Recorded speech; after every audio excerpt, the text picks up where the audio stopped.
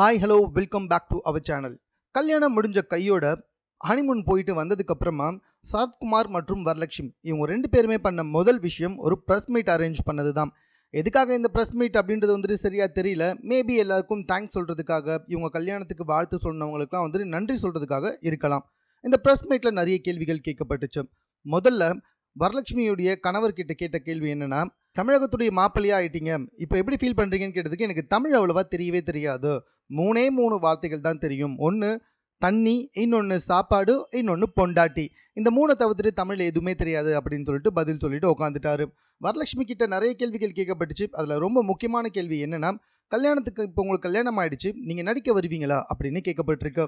அதுக்கு நம்ம வரலட்சுமி என்ன சொல்லியிருக்காங்கன்னா, என்னுடைய காதல் என்னுடைய கணவர் தான், அதில் எந்த டவுட்டுமே கிடையாது. ஆனால் என்னுடைய உயிர் சினிமா தான், கண்டிப்பாக நான் நடிக்க வருவேன். என்னுடைய கணவர் அதுக்கு எந்த ஒரு ரெஸ்ட்ரிக்ஷனும் போடவே இல்லை, நான் கண்டிப்பாக நடிக்கிறதுக்கு வருவேன் அப்படின்னு சொல்லியிருக்காங்க. இவங்க நடிக்கிறதுக்கு வரலாங்க, ஆனால் இவங்களுக்கு வாய்ப்பு கொடுக்கணுமே.